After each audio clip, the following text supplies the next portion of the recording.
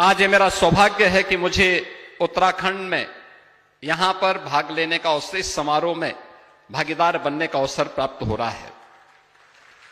और सचमुच देश के अंदर पिछले 11 वर्ष में हम लोगों ने व्यापक परिवर्तन देखा है। कैसे विरासत और विकास एक साथ चलता है। कहते एक भारत श्रेष्ठ भारत के निर्माण के लिए एक सामूहिक प्रयास सबके सहयोग से आगे बढ़ सकता है। अयोध्या, काशी, मथुरा, प्रयागराज, इन सभी से लेकर के केदारपुरी और बद्रीनाथ धाम से लेकर के हरिद्वार तक विकास की एक लंबी गाथा, विरासत को संरक्षित करते हुए जो आगे बढ़ रही है, यह एक नए भारत के निर्माण की वह गाथा है जिसको सैकड़ों वर्षों से, जिसका इंतजार वर्तमान पीढ़ी को था।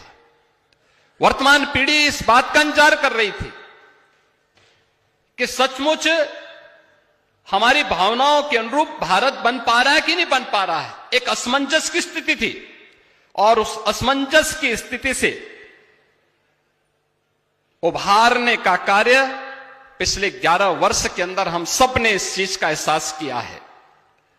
जब हम भारत की बात करते हैं तो वास्तव में भारत एक भौगोलिक टुकड़ा मात्र नहीं है। भारत की ऋषि परंपरा की तपस्या से, या भारत किसी सत्ता की उपज नहीं है, यह भारत की शाश्वत भारत के ऋषि परंपरा की तपस्या की शाश्वत चेतना का केंद्र बिंदु है हमारा भारत, जिसने जीवन का एक दर्शन दिया है। यहां पर संस्कृति केवल एक आस्था नहीं है, एक जीवन दर्शन है, समग्र जीवन दर्शन है भारत। इसीलिए मैं कहता हूं किसी एक तिथि में नहीं बना है, किसी एक सत्ता की देन नहीं है।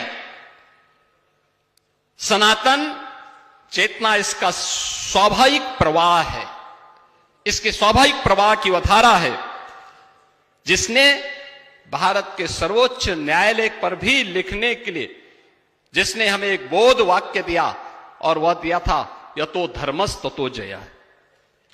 भारत का उच्चतम न्यायालय भी